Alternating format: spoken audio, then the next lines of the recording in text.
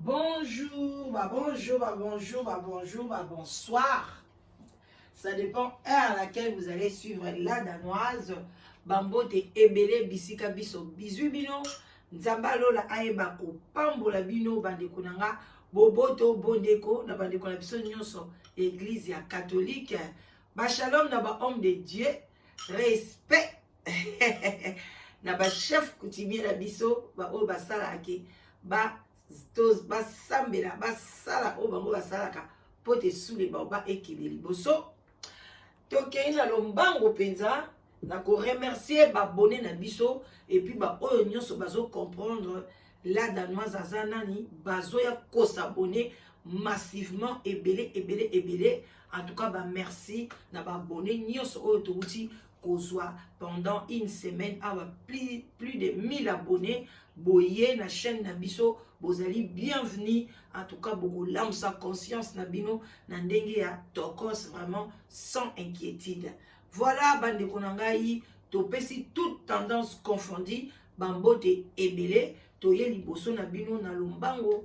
moi 10 minutes moi 15 minutes et que ça la bien to solo la nabiso et les karanamo bien on a sous le baoba et pesami et pas maman le kinabino la danoise moi kopoati moi kopo café et les karawa to talara sous le baoba sans komila et le côté mai ebele bande konanga mungongo kaukate toza vraiment coronavirus eza makasi soki ekuti mungongo ya kokauka ekoya kozwa esika bande konangai tolingana bolingo eleki nyonso tu na eli boso na bino bande konanga juste na ya kopesa bino mo information mo ya muke concernant bana na biso surtout bana na biso ya basi oyo toye kobota na bamboka ya mopaya vraiment to koéduquer bango to pesa bango batoli ya bien ata soki lelo bakozwa copain ou bien kozwa ba camarade aye ba camarade nini akotambola na ye toutefois ba conseil wana e banda biso pe tokoli na yango balobi mbuma ya mabe lilaya ya mabe soko sangisi ona malala mususu e polisa ka ba malala alors toyeba ko yebisko ko solo na bana na biso ya basi oyo babandi kokola déjà à partir moi nazo botama obandi déjà ko solo na ye langage ya ba bébé et loko nini bo bébé ko sala te na une année déjà bandi ko laksa bébé ba bébé musu bazaka ba 9 mois bandi ko zipola déjà batu bambata obandi ko yebisa ye ko beta eza mabe donc au fur et à mesure bébé azokola étape na étape eza na éducation na yango abandi classe obandi ko yebisa ye ki basaka na air nyonso te air moko basala ba devoir akomi na 12 ans abandi komona ba période na ye obandi ko lakisa ye donc obandi ko kebisa ye déjà ke ndenge ni likambango ezalelaka soko kebite oya ko bota noki ekobebisa tansu vi na yo donc vraiment bande konangai ezali na ba conseil autopesaka bana na biso étape par étape ezalaka na conseil na yango lelo likamto ye e likambwana ekweya kana kati Allemagne alors tango na bayo babetelinga lisolo wana na lobi o eza lisolo moko ya kolamusela ngo conscience même pendant 10 minutes et ko sala bien bande konangai toza na mwana kuna na kati Allemagne mwana na zaki métis lelo na moya lelo mwana na asila kokufa basi bakunda ye akufaki na âge ya 14 ans bande konanga na kati Allemagne akufi na nini bande konanga akufi na nini mwana wana ya mwasi awutaki na école kaka ndenge ezalaka bande konanga akomaki pe na ndako na bango a déposer sac na ye ye wana abimi na ye lisusu akei kotambola banda kenda ti lelo mwana wana azongaka lisusu te na ndenge bakunda ye na se ya mabele akufaka ndenge nini mwana wana azalaka na 14 ans donc azalaka déjà na copain na ye azalaki allemand donc allemand penza oyo ya mundele ye azalaki métis parent na ye moko azalaki mutu mwindu parent na ye musu azalaki mundele alors bande konanga eloko nye ekomaki bazalaka na copain wana tala âge ya 14 ans déjà mwana aza na copain donc toyebi te soka bandaka ngo na âge nini na 12 ans na 13 ans na âge nini na 14 ans azalaki na copain alors bawelelaka eloko ti lelo parce que lokola ya akufaka copain de mutatikalaka apesaka ba explication o ya pesa ba discussion kaka o mwana mwasi yango alingaki koboya ye alingaki ye mingi wana siko explication ya le petit garçon bazalaki pe âge moko bandeko nanga bango na bango bana ya 14 ans mais tala déjà mwana oya mobali aza déjà na ba arme ba miduki ba mbeli biloko nyonso ezaki akoki koboma mutu botala niveau bandeko nanga parce que baza ba adolescent baza donc bandeko nanga eza âge moko ba à partir ba 12 ans wana ti mwana koma ba 17 ans ba 18 ans eza âge occupé mwana no makasi ya mwasi oyeba ko solwane lokwa camarade oyeba ko lakisa ma bena malamu boni ba parents belé ba koma ko kantiser intégration mwana no wa 14 ans zwana ba copain na kati ndako yo ko lobi na préféré bayaka na ndako ba sololaka na kati ndako ke ba ke losale lango libanda wana eza éducation tende kona ngai mwana 12 ans, il y a 14 ans, il y a 15 ans, il y a 16 ans, il y a moi si. Ah, mais me lo ba copain na katanda. Non. Vandi sa ye. Solola na ye ke ezali très tôt.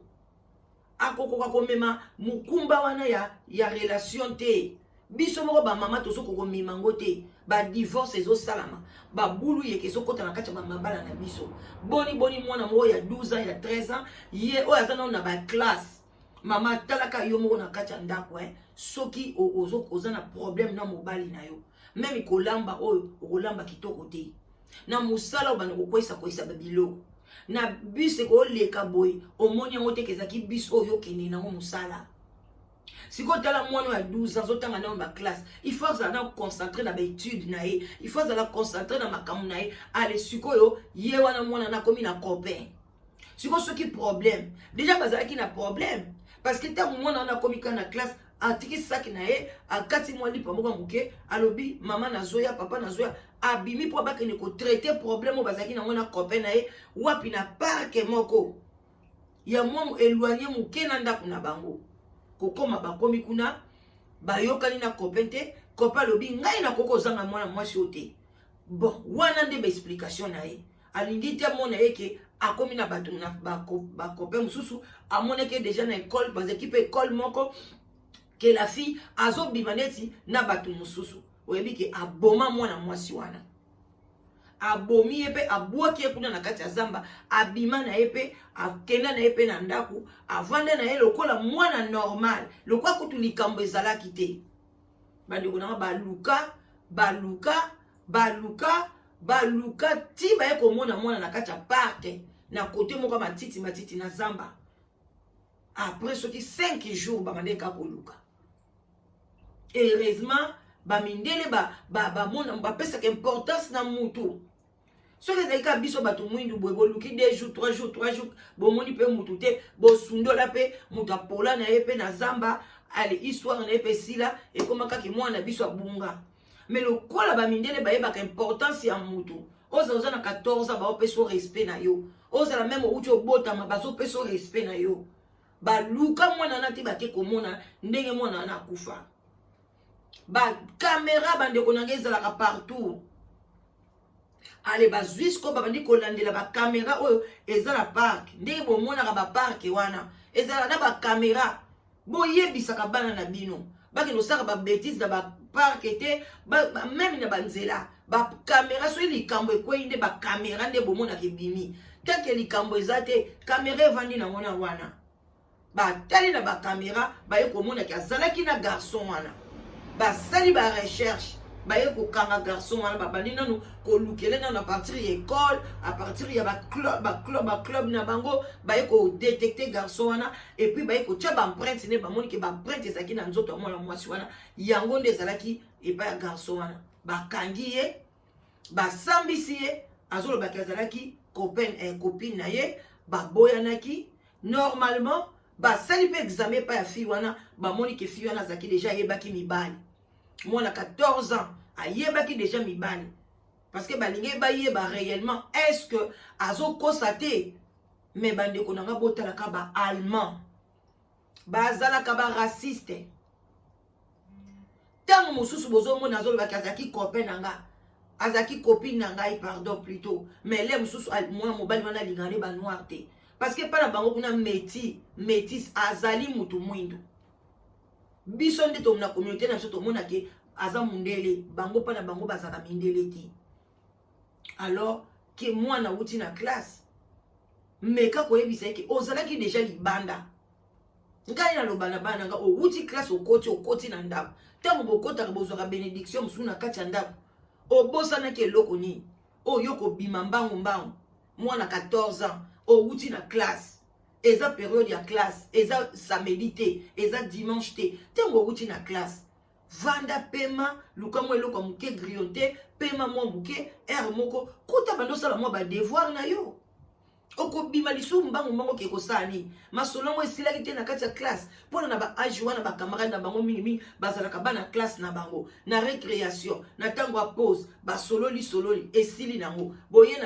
na ndako pe bana ba 14 bele ba koma mona ba phone batindeli mo ba testo pona ni ka fo bima lisusu telaka mwana biso soka zakine ko bima te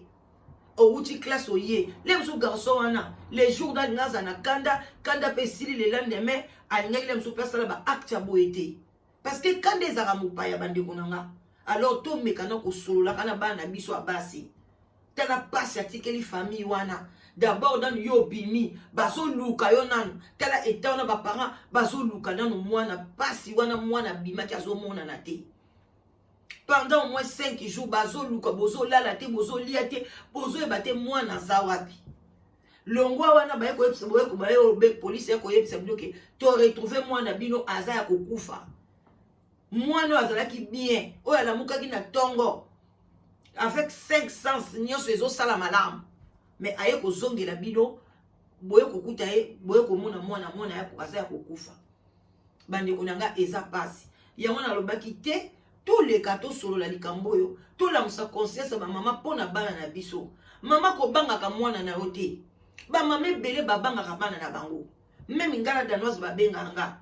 le danoise mwana ngaza na 25 ans aza na 23 ans aza na 30 ans aza boye mais makambo yo zo sala ya live together ba de ko live together eza na ht na zo selisa ngo même na bana penza oyo à partir de 18 ans nazana ba garçon ebele na France wana bazana ba 33 ans bazana ba 33 ans bazana ba 30 ans bazana ba 27 ans bazo luka basi mais maman ozana bana na kati ya ndako bazawana ba emsu bazana ba na fiancé te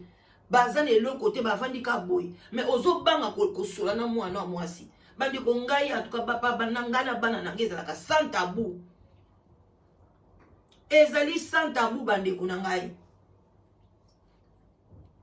na solo ngai bona nga même ya mwasi akota ba live na ngai mo pa koma kawana aso koma ornela sisini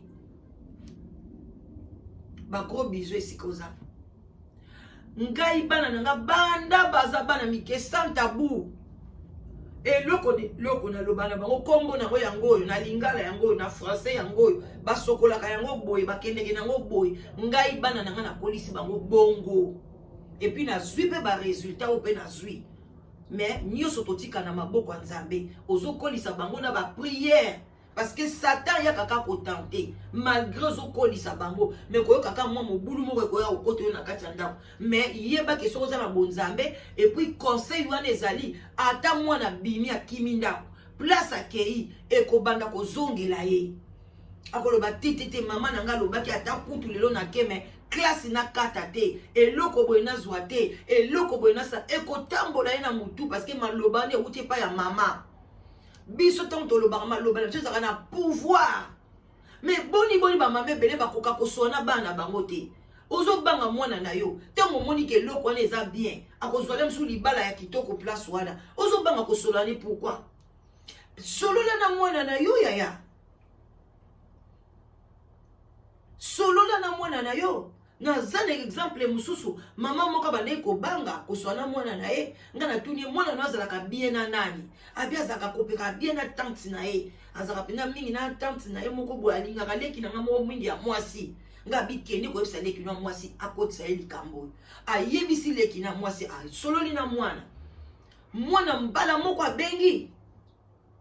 lelo esengo ezali na famille bozo mona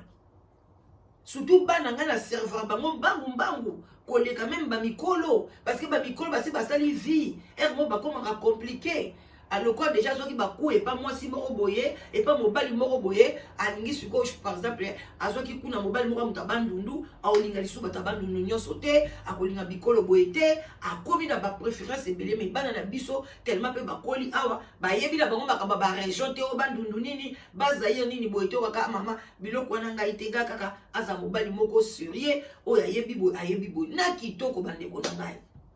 bosolola na bana bino basi bakozwa bacopain avant eza mabe bakokoka ngo te vi wana ya relation ya mwasi na mobali ntango banere eza na solidité bakokoka te akute na mobali ya malamu te ya mwana moko mobali aza mal élevé na famille na bango akomema ye brutalement na barapport sexuel akobebisa vie na ye donc mwana na akotanga baklasse su ya malamu te akokoma koreve na kati ya classe biloko wana nyonso tu bandeko na nga ekozala esengo te mais soki okebisaki ye meme alinga kende akozonga nsima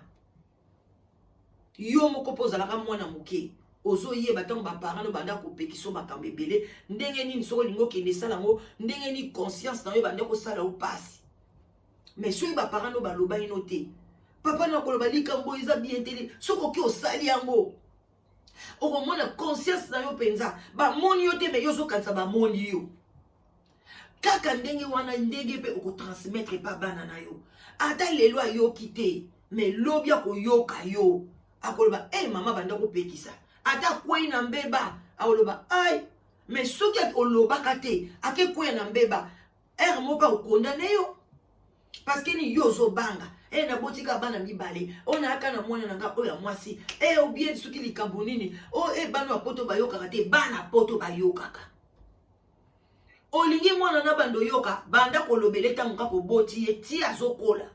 ko banda ete ke tango boti ozo lengela ubi ozano na tante okende no boye mwana no boka kaeka na crèche soki okende kozwe na 19h 18h oyo lesi olalisi éducation ezaka na libanda kuna na ba crèche babondela bango bazali bana ya batu ezali loi elobi ke okogangela mwana na crèche te okosala boye te mais tango mwana nazongi na ndako balobi te gangela ye mais solola na ye eloko eza mabe pesa ye conseil okomona ke mama okotango yo ozokola okomi mukolo okozala pena na kimia ba mama mususu babokoli bana bien te lelo bana wana babali bakepe baboti bana na bango bazo se comporter mabe babotoli bango na bana donc okoyi pe kofanda wana ndenge ozalaka wana me bakoko na yo baza wapi mwana na mwasi vie eza ndenge nini ozomona biloko ndenge wana parce que nini opesaki éducation bien te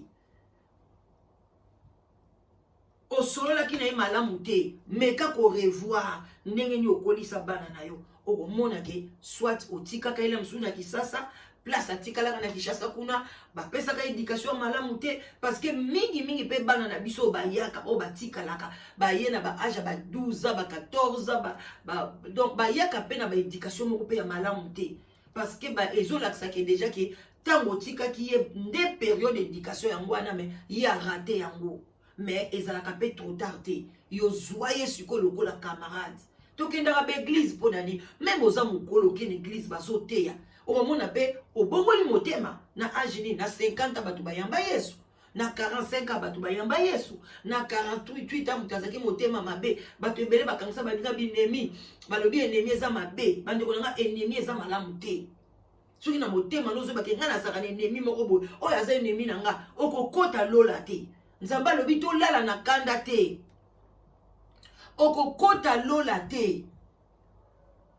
ato lobi ba verset ato otie ndenge nini oza na ennemi okokota lola te porte eza fermée totalement fermée mais tango bapesaka pe conseil ezaka na retard te yaya tango bapesaka pe conseil ke te moto na moto baolobana te bosolola eza malamu te oma pe basololi mais baza mikolo bapesi bango pe respect papa na mama baswana bamosusu bakangama binemi mobali akenda koto mais un jour basolola pe bamosusu kutu bazonga na libala après 10 ans bazonga ni lisusu parce que conseil esilaka te alors mama kobanga mwana na ote tokomi na biso na suka tokomi koshite alors mama kobanga mwana te soki mwana azana azokini mabe pesa ye conseil ezala azokini malamu yo pesa kaka conseil yo kebisa ye kaka bamsu nde bamela bana bango mbondo nzoka nde mwana aza hypocrite na ndako azolakisa makambo kaka ya bien yo pe ofandi bana nga bazaka bien mwana nga atangaka na ye boye na boye nzoka nde non lokuta yo pesa ka conseil nano namona na mwana nga na copain te nga bana na nga bongo te bamama ebele okotela mwana no poani yo pesa ka conseil oloza biloba loba nga mwana na nga boye te ntango likambo ekokwea pa ale okomi na shock ozomona okomi mpe na shock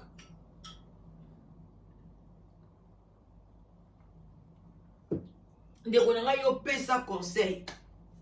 alors bambote ebele ba love bisika biso bizwi bino bozala bien tokutani bakala mingi te bo partager vidéo bo partager bandeko na nga bo s'abonner bo aimer vidéo bo liker vidéo esalaka bien epesaka biso ba encouragement pona babiloko boye ba conseil ya boye to yaka nango na batongo boye pona to pesa bino bozwa quand même bilei ya tongo et pas ya sous les baobas. Alors site na biso des rencontres Live Together original bandeko na ngai yaka epa ya mama leki oya pesa corps et âme na ye pona alukelo mobali ya bien alukelo mwasi ya malamu. Site de rencontre na biso ezali pona ba diaspora oyo babima déjà na mboka bavandi na Europe na Amérique du Nord na Canada na Australie. Soki ozalaka na Europe soki ozalaka na Canada ozalaka na Amérique du Nord Australie ndeko mobali ndeko mwasi bengala danoise na lombango oya kozwa mwasi ya malamu oya kozwa mobali na oya malamu soko benga déjà la danoise et que la danoise nano a répondre yo te cela veut dire que ba critère na yo mutu nano amonani te parce que soki mutu azali la danoise ko benga yo ba oyo na benga ba oyo bazwa mibali bazali ebele alors n'hésitez pas boya ebele na Live Together. Contactez la danoise après 14 heures, chaque jour après 14 heures, ou bien après 16 heures, pardon, après 16 heures c'est mieux, chaque jour après 16 heures, 16 heures de l'Europe, hein, au Bengi la danoise, na 0044 74 59 62 52 17. Ozwingai na numéro wana eza na WhatsApp obengi la danoise to sololi likambo na yo bien mama oye kaka na positivité olobi ke lokwa nga na okende boye nzamba opambolanga mais soko ye pe na ba doute okutani pe na ba doute alors na nzela na yo tambola na positivité ozwa mobali ya bien ozwa mwasi ya malamu oko refaire vie na yo ba oyo bana na biso mike bakozwa mibali na bango malamu oyo bakotambola na bango na chemin na bango mobimba wana mama leki na bino boti kala malamu tokutani bakala mingi te n'hésitez pas bandeko na ngai oningi ko benga la danoise kotuna conseil na mutu te kotuna conseil na mutu te obele conscience na yo sambela soki nzamba lobino telema kende yaka congolais azali alinga ndeko ne congolais te wana boye bango ekotika ko changer te Congolais alingaka place ya zali ye kaka nda mona nekeza ngai muninga mususu amona na te muninga musu ayeba na te donc ye moko kanga masolo makambu tout wana ndesko Congolais alors keba oningyo sali kamna libala yaka yo moko yango bomona na lingaka na te batu basa ba témoignage zebele ko yate parce que au moni témoignage a muninga nde oyete yo yaka na conscience no moki la danoise alobali kambo etushanga na ya oye soko zozela témoignage okozela lelo ti lobi kuna okozwa pe témoignage te tipo tikalika ndenge wana alors to monani love bye.